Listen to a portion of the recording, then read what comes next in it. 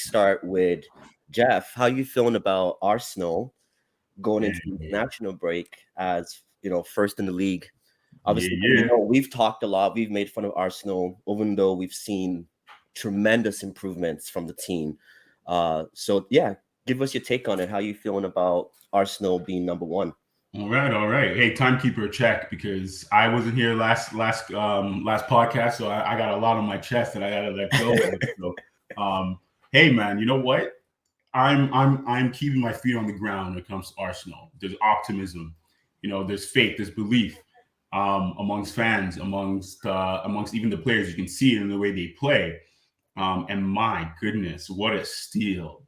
Hey, Jesus! Oh my goodness, man, he has shown something that I think everybody expected him to have about half a decade ago when he joined City, and he's finally. I don't know if he's getting the time to do it now.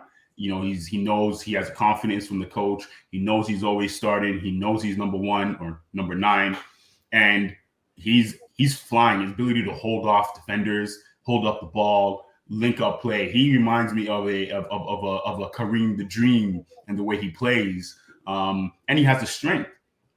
And I think, he has really given the confidence of the players up at the top. We're finally seeing Martinelli not getting injured. He's finally being able to play.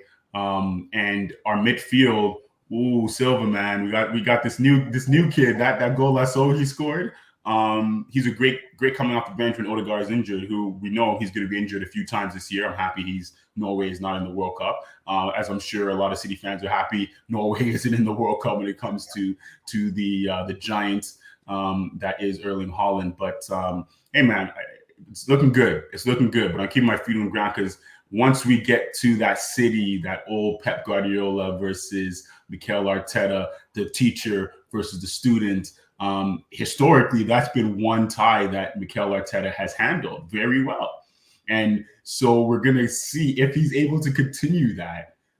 Man, it might be another one of those years. The invincible 2.0 can happen. Unfortunately, we came up against the Red Devils, and you guys decided to come out of the depths of hell to really stamp yourselves into the league. Poor time to do it for us. I was looking at this like, hey, we got this in the bag, 4-0. We're gonna see Ronaldo huffing and puffing, but you guys came in there like a unit, a team, and you guys are looking great, man. Tell me how you're feeling about that. Yeah, I was gonna say history repeats itself. I was confident with that game because historically, United have always ended Arsenal's unbeaten run. So just how to put it out there. I think probably United is Arsenal's kryptonite. Definitely. But I wanted to ask you, how was because you were not here in the last episode. Mm-hmm. What was your take on the United Arsenal game? Because I know it kind of looked like some people, Arsenal fans, were saying that they dominated the game, they controlled the game. And obviously United fans would say, well, it's not about dominating the game, it's about scoring, and we're just more effective with our chances. Were you nervous as a fan thinking, oh my God, this is happening again, where we're falling at the first hurdle? How did you feel about that? I agree. We dominated the game. We lost, and the only thing that matters in an L is what's on the scoreboard. But we dominated the game. I'm not going to take anything away from United. You were clinical. It's literally just like Real Madrid in the Champions League finals last year. Every game we got dominated except for the first leg in Chelsea, but we came out victorious, and that's all it's about. And I applaud you guys for coming together. Maybe that's what it is. Let's see what happens going forward. But I think in that game, we were the better team in terms of going forward. We're a better team in terms of ball retention. We weren't too lateral. We were quite vertical, and when we were vertical, we actually were dangerous. But hey, you came counterattacked, right? Just like what anybody would do against City, and we set up that way. That's how we play. We play to create chances, to keep the fans in it, and I really, it's good football to watch. But if United is going to play like that, and that's the way you're going to go and play going forward, great. Or if maybe you guys are dynamic and you can play multiple ways, like how Ancelotti does. You know, you can play with possession, or you can play with Without the ball. counterattacks, right? Yeah. And mid block versus low block. But when it comes out to teams that tend to give you possession and say we're going to sit back 11 people behind the ball, what's going to happen with the Red Devils? So that's my take. I think it was a very good game. It was fun to watch. It was an unfortunate outcome, but it was positive in the fact that we were still playing good, right? It wasn't that we all of a sudden started playing bad, and then it's just like, oh, no, there's cracks in Arsenal and how we're playing this year. It was actually, no, boom, you guys, like, Arsenal is still here. They're still playing well. It's just one of those unlucky days where, we hit the crossbar and the post a few times too, right? Yeah. And Odegaard got us the goal. We actually got on the board, and that's also positive for the mentality of the boys. And we came back next week, the following week, and boom, there you go, another class showing of what we're able to do. So that was my take, man. But I'm excited. I'm glad. Hey, look at it this way: the rivalry is still strong between United and Arsenal. We were the original OGs of the top two. So City. I just wanted to point that out too. I think that game kind of it gave us that sense of the Ferguson Wenger era, right? Yeah. I think this was probably the strongest United team and Arsenal team that we've seen, I think, in the last 10 years. Do you think Do you think that is your best lineup though? No, not yet. I don't think it's our best lineup. But as a team, I think we're playing as a team, right?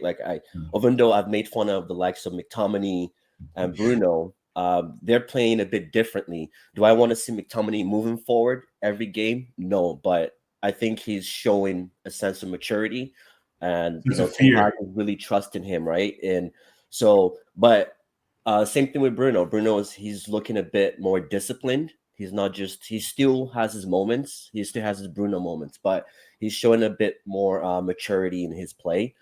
Eve, did you want to add anything to the Arsenal thing before we switch it over to United? I think what's interesting about you guys is that you guys were down for a long, long time, and I've never particularly supported one club in the Prem. It's always been like Arsenal because of Thierry Henry era, and then Manchester United because they had Barthez and they had some great players. So you always watch that era. I have to say it feels good that you guys are back in a sense, because I'm kind of sick and tired of seeing City win all the time. I will say this: how do you guys feel about the Spurs? Like, coming back up, they're really, really good. The last game you had Son that scored, a hat trick. Can't take that away from him. He's the guy that basically all beginning of the season everybody was, saying bad things about him. He's slow. That's it. 27, 28. That's it. He's reached his peak. And then they added a new striker, the Brazilian. He's dominating in the international group. So I would love to hear you guys, actual fans. How do you fear the Spurs or not? 100%, man. The Derby is coming up next weekend. And I'm not going to lie, man. This United wasn't the test. Tottenham is the test, because Tottenham is going to play just like us. They want the ball at their feet. They want to keep it. They want to pack the midfield. And my only problem with that kind of setup, with what Tuchel was doing with that setup, was you can only score once or twice. But Conte has found a way to get them, firing. And Richarlison, the acquisition of Richarlison, for me, is the biggest problem. Because one thing about Arsenal is that when you have big, strong attackers against our defenders, we tend to fall apart, right? And you have Kane, you have Richarlison now. But I will say, the whole Son situation, when all that was happening and people were, yammering, I was like, yo, we got a space for you up still in the state of North London, man. Don't let these fools, move you on, because he's class. He's class, man. My goodness. I don't know why anybody would even think about losing him in the locker room, as a team player, as a brand, individual. It's not even just South Korea. I'm talking about Asia. And then on top of it, as an individual, just like Josh said, he is a classy individual. So I'm concerned about the Derby. I think if anybody was able to show the cracks in Arsenal's forward play, and really not forward play, but forward play through the middle of the park, it would be Tottenham. Anybody else, I'm not really worried about. I'm not worried about Liverpool. I'm not worried about Chelsea, and I'm not worried about City because Mikel Arteta can try. I think he knows Pep's holes. And of course, United, it's just a rivalry. It's just fun. Yeah, I think you brought up a good point about City. City, I mean, the only thing you really got to stop is Haaland, right? Haaland's a beast. I mean, he's And the the one guy that KDB. obviously KDB. yeah. The train to Haaland. Yeah, but Haaland is still Yeah, that guy that's but just easy. But it's finishing on easy every to. chance he's But got. it's easier to keep KDB quiet than Haaland. Like you look at it in 100%. the Champions League. Anytime the 100%. City gets far in tournaments where they start playing top dogs as well, you always start seeing KDB fading away. And this is I know I Well, have a thing with KDB, but it's easier to. I just feel that. He's not a phenomenal dribbler, yes, but he knows how to use his teammates. He knows how to Yeah, beat that's fair. players with the ball to his feet or away from his feet. I think his most underrated quality is his movement off the ball, because we That's see his fair, movement yeah. on the ball, but his movement off the ball, it's crazy. Like he moves and it's like, yo, you're not faster than Varane, or you're not faster than you know Thomas Partey. You know, like how are you? Where did you come from? But I think the situation with KDB is this, and it's the same situation with Messi when he was at Barcelona with Xavi and Iniesta. You can accept you can just say, you know what, we can't stop Messi. We're gonna accept a goal or two, you know? Yeah. But if we can stop Iniesta or Xavi, you are golden. It's the same thing in City. If you stop KDB, if you stop Bruno, they're done. Haaland will score a goal, maybe two, but whatever. Look at Norway, right? He scored. They lost, right?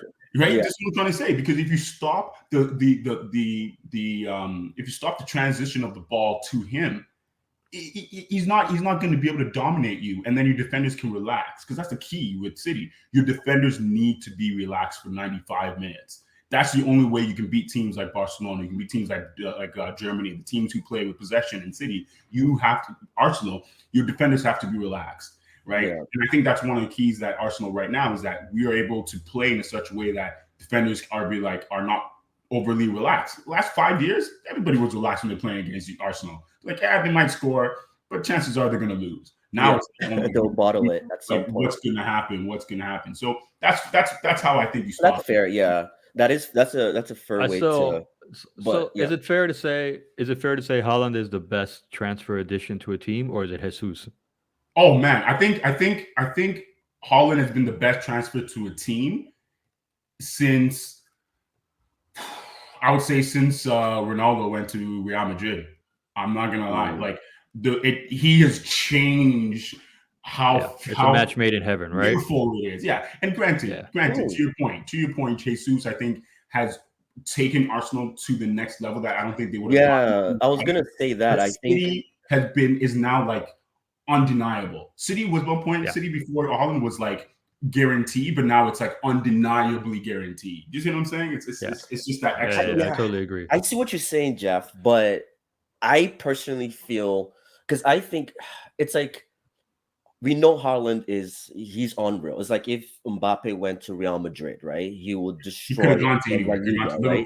Well, we don't know that. Yeah, right? I see what you're saying, but I think we don't know he would destroy it. But I feel like City would have still been this team, right? I feel like City would have still been this team with or without Haaland. But I think Jesus is creating a bigger impact at Arsenal, because look at what he's doing compared to what Haaland is doing for City. I don't know. It's a weird thing. I'm not saying that they're not great. Like Haaland is not great. I get what you're saying. I get what you're saying. But I think City was already there, right? They had Aguero. They've had all these guys that were still scoring goals for them, right? Is Haaland going to make it easier? Yes, he definitely will make it easier. But I think Jesus, what Jesus is doing for Arsenal, it's just like, he just like changes the team. Like if you drop Jesus out of Arsenal, the team just looks like last season all of a sudden. Okay, so might. I see what you're saying, Josh, but let me ask you this question. I think it'll decipher this, and then we can move on. Do you think if Haaland would have went to Chelsea, Tuchel would still have his job? Potentially. No. Interesting. I don't think so. But I That's think why. okay, That's but no. So it's not Haaland. It's not Haaland the subject that I'm talking about. It's the situation. So him going to, if he went to Chelsea or he went to United or he went to Arsenal, yes, right away that team goes from competing for top four and now challenging for title versus City's already challenging for title. They just added a new toy to it. It's like if you had a Rolls Royce and then you just added rims to the Rolls Royce. The Rolls Royce was still the Rolls Royce.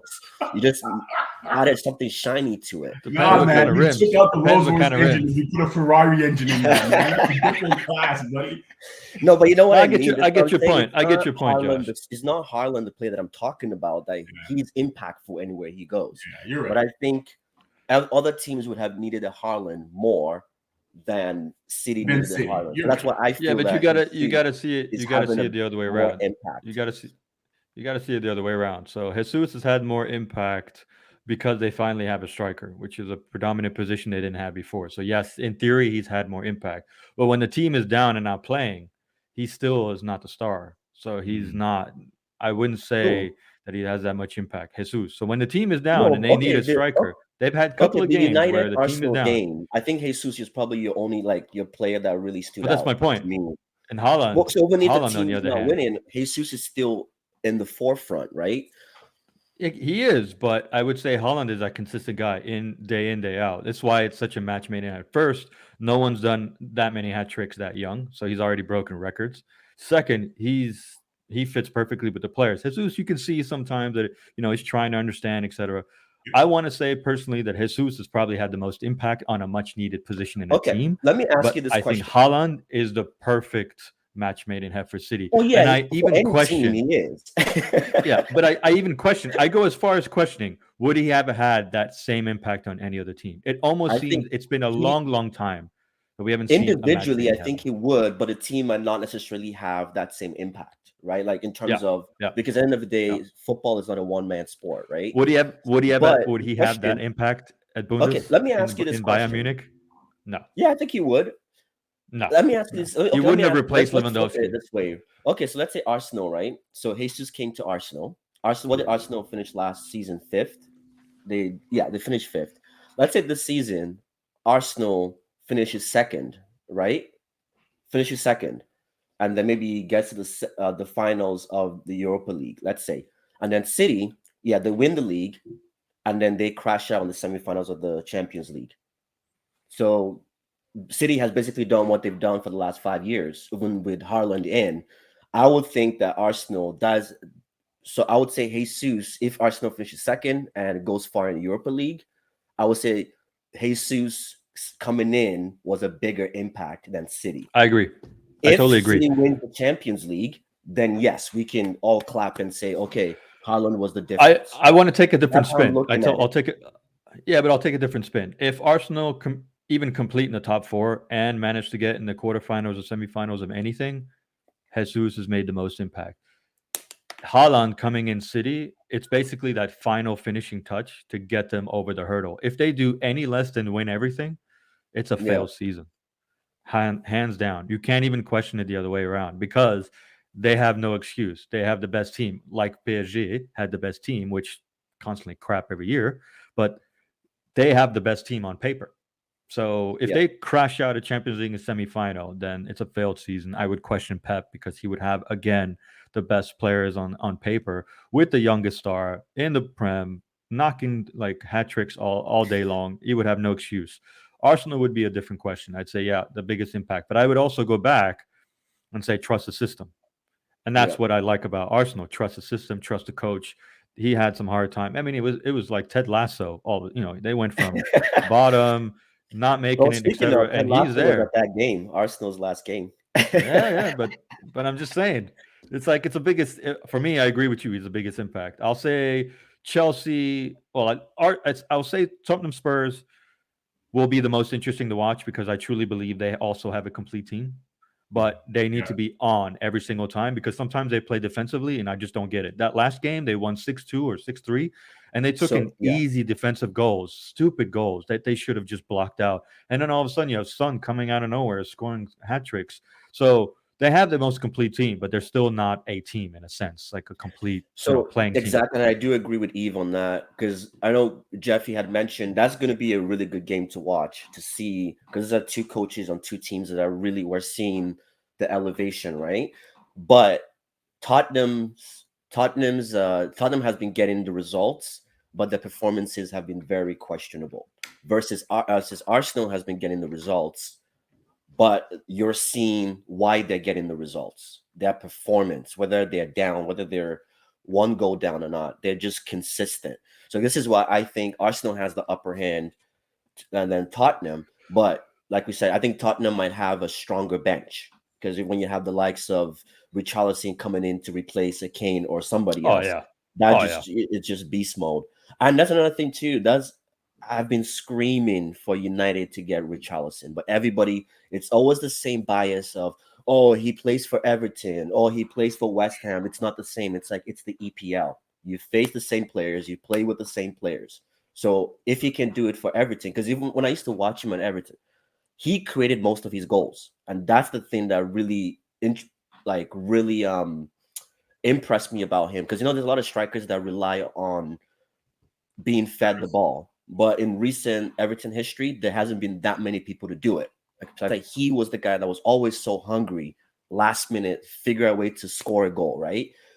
So that's the kind of player that I felt that United needed up front, but Tottenham got him. Well, So if you make it in the Prem, normally you should be on that scouting list. I mean, you look at Leicester City. They had so many players at that time. They were on the scout list. Conte left, so forth. I mean, it's the same thing with every single team. I'll yeah, ask you boys a question. How low will Chelsea fall? Oh man, I think Chelsea is out of the top five, for yeah, top four this year. Even with their new coach, even with their new coach. Oh yeah, I mean, where did he come from again? Brighton. Brighton, right?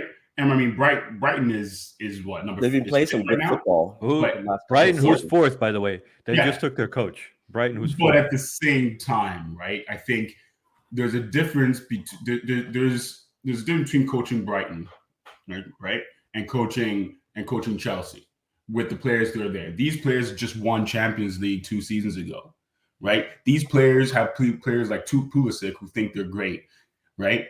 Now you have Sterling who came from City who think like how you. I think Chelsea right now is going to go through what Arsenal went through, what United went through, where nobody really wants to go to Chelsea and coach. They've run out of coaches who want to go there. They're going to try with Park next, I guarantee you. And if they don't, maybe Nagelsmann if he gets kicked out, right? The only thing Chelsea has is that they have money to pay coaches, right? You don't have it's not it's like Everton and stuff who is like, oh, we're gonna have to take up someone else's sloppy seconds. But I honestly feel like Chelsea getting rid of Tuchel, I think was an inevitability. I think whether they got rid of, I think they should have waited until the end of the season because I think regardless whether Tuchel was there or not, or this new guy, they're going to end up in the same place. They're going to be out of the top four. But for me, I think I've said this, Tuchel is not it. He cannot stay at a place where there is egos for longer than 3 seasons. It's the same situation I have with Mourinho. Mourinho can get you fired up and get you going, but it gets to a point where because he always needs to be at the forefront. Main man. Yeah. And Tuchel makes it seem like he's humble, but he also needs to be. It needs to be because Tuchel's coaching, because of Tuchel's tactics, because of Tuchel's way. Well, we saw that versus Conte, right? That lovely little That's battle. it. And that's the difference between Conte and Tuchel, because Conte doesn't want to be in the front. He just wants his players to respect the crap out of him. That's a difference, right, in personalities and a difference in terms of how your team is going to take you on, right? But if and coincidentally, for a natural segue, Tuchel is now being picked to take over Nagelsmann out in our wonderful Bundesliga because of what's happening over there. And I am not a fan of Tuchel. I've said it. Tuchel needs to go and coach a team like Brighton. Right? If I was Brighton, I'd be like, okay, fine. Right? You want to do that? Tuchel, come over here. because I think he'll definitely get the respect of the players, and they'll fully be bought into it, and they'll probably end up staying. Would he be successful though? Would he be successful though? Because his ego is beyond going in the top 4.